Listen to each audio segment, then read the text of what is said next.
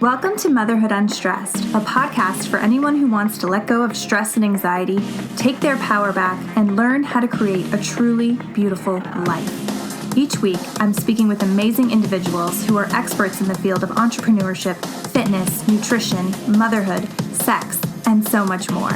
I'm your host, Liz Carlisle. I'm a mom, a blogger, and a certified health coach. I'm obsessed with personal growth and change, and I've helped women all around the world regain alignment with what they truly value in life and remove the blocks preventing them from living their life to the fullest. If you're ready to stop living a half life and move fully into your power, then you're in the right place. Let's get started.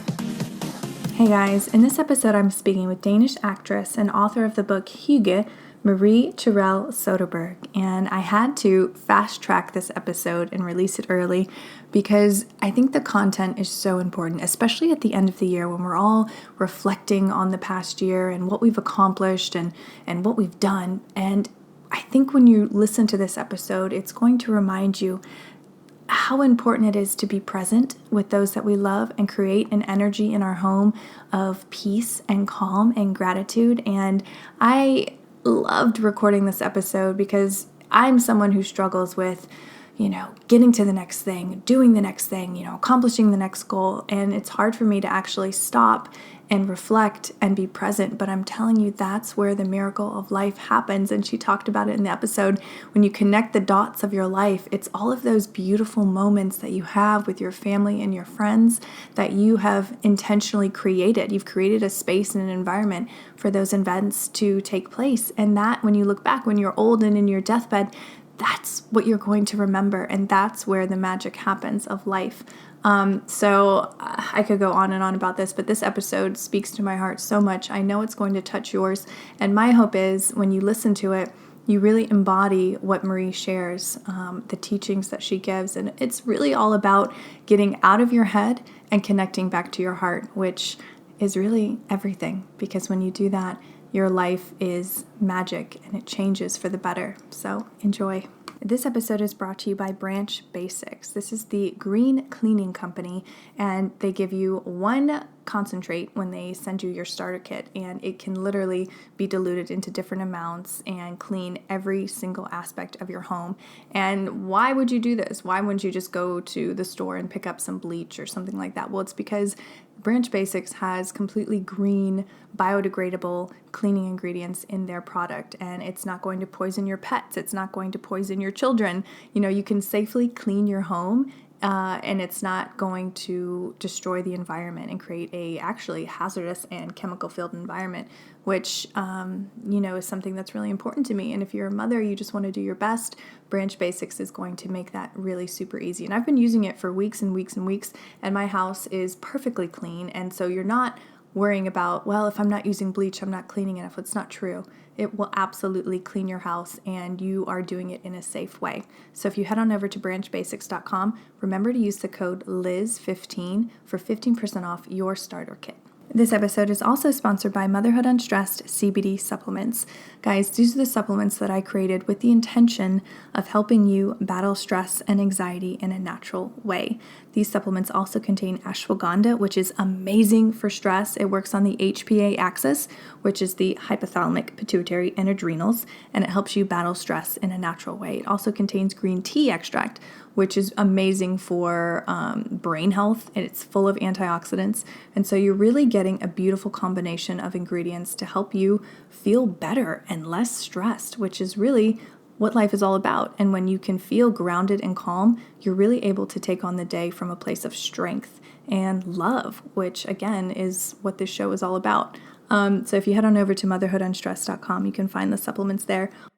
Well, hello, Marie. Thank you so much for being on this show. I'm so excited. Thank you so much for inviting me. So excited to meet you. Thank you for being here. Absolutely. So I'm going to jump right in with a question. For all of our listeners who may be aware of this or not, what is hygge? Hygge is a Danish word for something that I think everyone in the world knows what is. Hygge is a word for a certain atmosphere that happens especially when you're with other people and you have a nice time. And hygge can also be explained with like having a nice cup of tea in the corner in your favorite chair, or inviting friends for a low-key dinner where you just enjoy, relax. Yeah, the relaxation and the enjoyment is kind of what merges and makes hygge. But it's something that you cannot force. You cannot say, now I want to hygge, and then you have hygge. It's something that happens in an atmosphere, in a situation where you feel um, comfortable, warm, yeah, in a good place. I love that. And it's fun. Like, I totally, completely understand what you're talking about. It's that feeling of calm and peace and just comfortability. It is. Oh, so interesting. So tell us how you grew up with this concept, how your family put it into practice, and then like as a young adult. So how would people do it themselves? My parents would. My one of my favorite moments from my childhood is my dad, when we came home from kindergarten or school, he would arrange this huge plate with vegetables and fruit, and sometimes some chips, and maybe a little piece of Swedish bread, the thin crispy bread. And we would just hang out, me and my sister, in the living room, do our homework, or watch something on the television, or play a game, or paint, or whatever, or just sit together around our big table with candles lit, and then we would just like enjoy that and be together. And it was like a ritual that happened every day, and it was just something we could kind of sit together around and, yeah, be together. And it's like that big plate of things just encapsulates what hygge was for me when I was a child. Oh, I just got chills. That's beautiful. Yeah, yeah. And there's something about the rituals and what you do together. Another thing that I remember from when I was young and joined high school was, after school I would go together with my friend Fanny to her home, and we would kind of go in the back door, not the front door. We'd go in the back door, past all the raincoats and rubber boots and things and cat things for her cat, and we would kind of go in and sit in the kitchen, and she would make a pot of black tea and put it in her, like, she had a really warm tea warmer. Mm-hmm. And then she would put it on the kitchen table, and she would light a candle, and we would like just sit there and talk and have fun. But it was like every day we would just sit there and hang out and have tea. And it's also the ritual and the fact that we did it again and again, and we had so many good things happening around that table that, yeah, it's really clear memory for me. That's beautiful. And it seems like you really carried that hygge with you, through your career as an actress, and you would bring stuff to set and you would bake. I mean, was that how the book came about? Because you're a famous actress, so and to write a book like this was different for you and interesting. So how did that come about? It was kind of a realization that I'm in a really strange business that has a lot of fame in it, that sounds like wow, and it's so beautiful. And if I had to be honest, I was I also saw a lot of people that didn't that had a life that I didn't want to lead when I grew up, or when I got kids, that they left their kids to go to work and do something incredible maybe, but there was a lot of unhappiness there. And I kind of thought, I really love what I'm doing, but does it have to be this way? Is this really the way it has to be? And I thought, no, it's not being famous or big or go. You can do it. You can do it in your own way. And I looked at my own life and kind of pointed at the places where I found most happiness, and it was with my friends and my family and my boyfriend, or doing something for myself, just having a cup of coffee with myself. Like I'm really attracted to these moments that we just talked about just before my fruit plate and my cup of tea. That really made me happy. And it occurred to me that perhaps it's like seeing it the other way around, like finding these moments that I also describe in the book on the very last page, like these stars or dot to dot points that we kind of, this makes me Hygge and this makes me happy, and kind of going from dot to dot and kind of make that your life. And then when you draw the paint the dot to dot painting, you kind of have like this big picture of your life consisting of many beautiful moments and memories that you've been cherishing and pursuing, because that's what your happiness is. It comes from within and not from outside. So it was the realization of starting to lead a life that I would like to lead for the rest of my life, but starting from the inside. And it was so clear that all the things that meant so much to me was things that I could also describe as really good quality Hygge. Ugh, that's so wonderful. I love that. And I think I love it so much because I completely understand. I completely understand what you're talking about. So how have you brought that sense into your new role as a mother? And do you have any rituals yet with your baby? I know babies kind of have their own rituals and their own demands. Yeah. And she's only 1 year old now. So the rituals in our family has just started to build up, because before it was like, what do we want to do today? But now it's like, okay, she has to eat there, and we wake up there, but I can feel that I really need time at home with her, and that I feel empty if I'm not with her. And I can go out and go to work and hang out with friends, but I need to pick her up early for me to kind of feel that we have time together where it's not like eating or trying to get her to fall asleep. It's where we have time where we sit down and read a book, or I cook while she stands next to the kitchen table and stands with her stick or whatever, but that we're together in a quality way, that it's not just getting the everyday to go around. I really want that quality of togetherness to kind of be also when we're at the table and she's eating, that it's not like I want to force her to eat, or I want us three to sit down, close off our phones, put everything away, and just be together. And maybe she does something, but she can also feel the atmosphere of me and my husband eating together and having a good time there, and kind of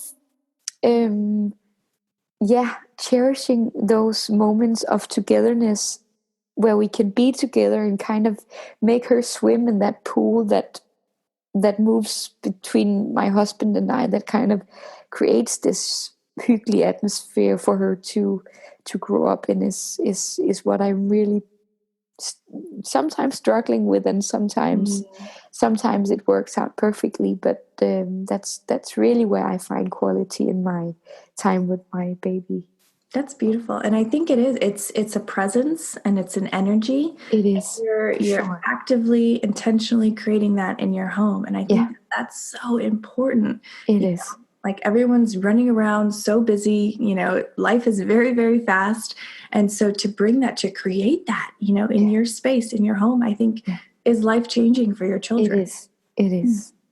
That's awesome. So for those very busy moms who are stressed out and running around and they've got activities and, obligations and everything like that, what are some simple things that they can do to create more hygge in their lives and in the lives of their children?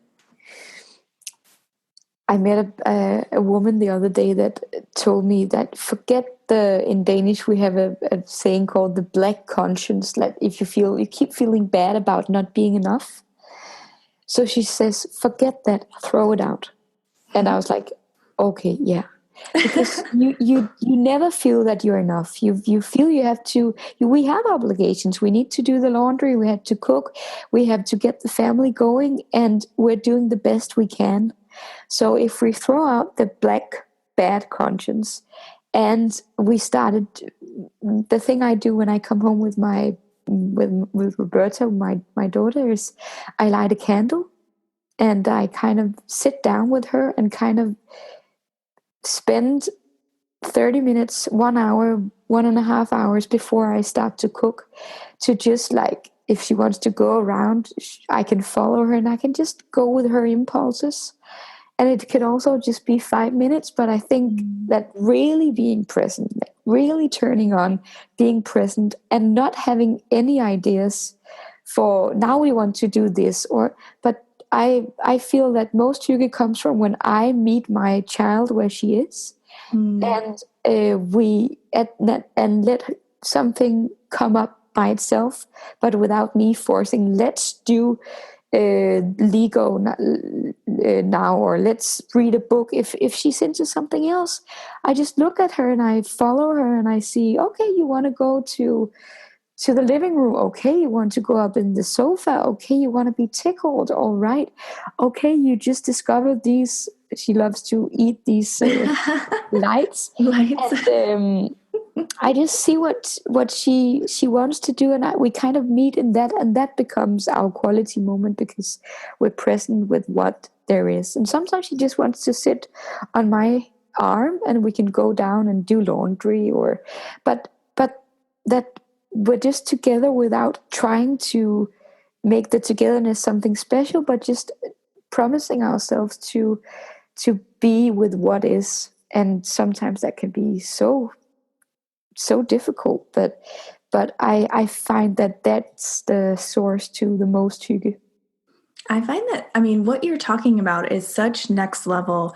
Like, it's spirituality. It's like, it's the ultimate test, I feel like, of being a human today, is to be able to be present and grateful and in the moment and really with the people that are right in front of you. I mean, Exactly. This is something that I struggle with so much, because it's like, okay, what's next? What do I need to do? Yeah. You know, because everything is so full. But I mean, that is just such a beautiful way of living. And if we can tap into that, like you said, for maybe 5 minutes or 10 minutes, I mean, that's a game changer.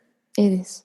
And the thing you said about spirituality, it's like spirituality is something that is up here, and all our cores and things we do are down here, but where it meets, it's in the heart. And that's where Hygge is. That's where you experience moments that you cherish, and that's what you pursue. You cherish these moments. You pursue these moments that you can feel in your heart, where the two levels meet. So of course, that's, you have to have both things, but the way it comes into the world is through the heart. And what I wanted to say before is, it's I know for my own sake, but also from fellow mothers, that it's also a question of letting go, like letting go of all our ideas of how it has to be, how it has to look. Hygge can also happen when everything looks like a bomb just blew everything apart, right? I mean, there's toys all over the place, but I practice.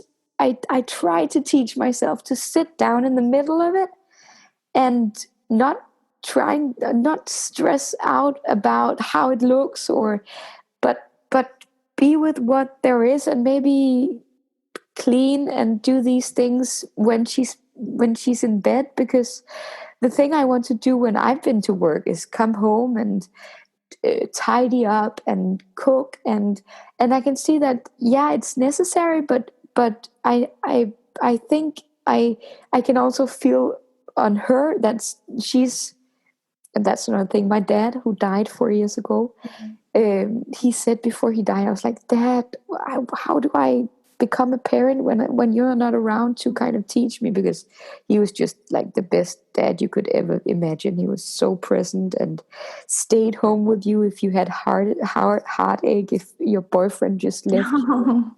He would eat pizzas, or he would kind of do whatever. He was just so there for us. So I was like, oh my God, if he's not here, what then? And then he said, Marie, and he laughed at me and he was like, Marie, it's your children that teaches you how to be a parent. I was like, okay. And I didn't understand it, but then I got a child. I was like, yeah, I can see when my child is upset, it's because she misses me, because I'm trying to cook, because I think that, oh, we need this dal or whatever. We could just like eat bread with something and she would be happy. I know. So my child is constantly communicating to me how she feels, and sometimes she can play alone and sometimes she needs my presence. And the letting go is also just letting go and watching the child tell you what's next, and try to let go of all our ideas of how Hygge looks. That's also something I really try to tell people I talk to, that Hygge is not a look. It became like this big concept where you had to buy things and you had to light candles and take a beautiful picture of it on Instagram. And real Hygge is not like that. Real Hygge is ugly sometimes. It looks, the light is bad, and because it's not about the outer things, it's about what happens on the inside again. So it's about how you feel in the situation, and sometimes it just looks terrible. Yeah. Oh my gosh, you need to write another book, please. But what should I write about? About motherhood and Hygge, and what you just said about it being in the heart, and it's okay if the house is a mess and it looks like a bomb went off, because as you were talking, I mean, it just made so much sense, and it really just took a weight off my shoulders. So I know it's taking a weight off so many mothers who are listening to this right now. It's going to be, it's going to be okay. And as long as you're present, that's the most important thing for your children. That's it. Like, game over, That's it. Oh my God. Yes. Please write another book. We talked about a lot of things, but what do you think is the core message that you want, all the moms listening to walk away from this talk? I mean, I definitely have my key takeaways that I love and I'm going to use. But what do you want them to walk away with? I think the most important thing is that we have to look inside and find out what means the most to us. I mean, it's December now, and a year just went past, and we all do this kind of evaluation. What happened? What made me happy? What was the most beautiful moments for me? What do I want more of next year? And that is what happiness is. It's kind of naturally, I think human beings has a they pursue what makes them happy if they remember what it is, but we need to look inside, and maybe we have to adjust things on the outside so we get more of what we actually love. Maybe we could think about how we administrate our time, and think about what we want to use more time of. And on my behalf, it's I would like to. I have my calendars totally full all the time, so I constantly pick my daughter up from daycare too late, and I would next year, or maybe just next week, I would pick her up earlier, because I know that makes me happy, and I know that makes our bond bigger, and we can do more things together, because work is just work, and she's small now, and I want to be with her. That's what makes me happy. And I'm constantly learning to get more Hygge into my life with her, because everything is new for me. And even though I know so much about this, it's not about knowing, it's about doing.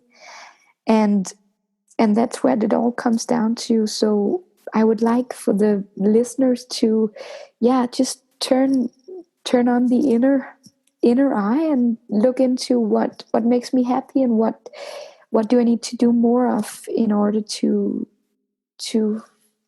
get a fuller experience of happiness. And that's so important. So important. I think so many people plow through life not really aware of what's next, what's really going on. They don't turn on that inner eye, and then they wonder why they're depressed or anxious or unhappy. And it's so important to self-reflect and to get really quiet and figure out what does make me happy, because a lot of people too don't know, what does make them happy. And a thing that also occurred to me in that sense is that I as a mother, I've been feeling guilty that there's so much feeling of I'm not enough. Am I doing good enough? Is she happy enough? Oh, now she's crying. It's my fault. All those things. Um, and I just realized that it's also really important for me, maybe also for other mothers, to take some time to myself where I can reflect and have my own space, because that's where I fill up with energy, with love, with maybe I need to sleep, whatever. Mhm. But it's from that space that I nourish the people around me. And what I constantly feel bad about is that I'm not enough, but that only happens because it feels like there's empty that I cannot nourish if I'm not nourishing myself, because then I don't have anything to nourish other people with. So perhaps also prioritizing having an hour to yourself once a week, or more or less, but just like going to the bathroom for 20 minutes and turning the inner eye on and finding out what do I need right now, because that's where it all comes from. And I mean, Hygge is setting an atmosphere. It is like, how do I want to nourish this situation? I want to light a candle. How is the heat? What do you want for dinner? How can I can I serve a fruit plate to my family? Whatever it's, but it's a nourishing thing, and that comes with self-nourishment also. Absolutely. Yeah. Oh, that's so, I love that we ended on that. That's so crucial and so Yeah, it beautiful. is. And it's also a bit of a taboo, because the mother is kind of, she gives everything, right? That's kind of the beautiful female thing, but it we need also to fill ourselves up with love, so we're able to give it to other people. Absolutely. Absolutely. Yeah. So I do have some rapid fire questions if you're ready. Just some Yeah. quick questions. Yeah, wonderful. Okay. So Hygge is.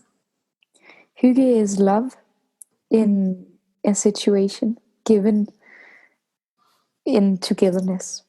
I love that. I believe in. I believe in love. I love these answers. I believe in love in every form, if it's a lit candle, or if it's a hug, or if it's doing what you love and prioritizing what you love. And I'm grateful for. Grateful for my family. I'm grateful for my life. I'm grateful for this interview with you. It's so beautiful to connect around these important things. I'm grateful for so many things, and every day I'm so thankful. I'm really practicing being thankful, because that's for me the ingredient to happiness. Finding out that everything is enough, and that there's so much to be thankful for. Absolutely. And what's something that you've learned in life that you wish someone would have told you earlier on? That I am worth, that I'm worthy, that I can love myself. That's the most important thing you can ever love, is to love and be loved in return. But yeah, to love yourself. I would love that I've learned that earlier on.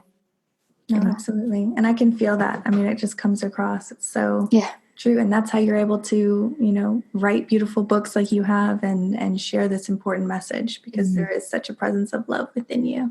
Yeah. And it's also the wound is where the light come in, right? So it's also beautiful and something to be thankful for, that there's been experiences in my life that is kind of pointed to, I don't want this anymore, I want more of this. And then I've been going through so many things that has lifted me up, and into the light. Okay, so for all of our listeners, what's the best way to find you online and find the book, and how can they find you? I'm not so online-ish. I'm not so good at me and things, but I've written a book that you can find online on Amazon and different, I don't know what bookstores you have in the US, but it's out and it's online. And I'm always available if you want to write me an email or yeah, I love contact. So yeah, get in touch. And the book is absolutely beautiful. That's why this whole interview happened, because I got your book and I was just enraptured. It was just every page just made me feel at home. And, you have that presence of love throughout the entire book. And I was like, I have to talk to her.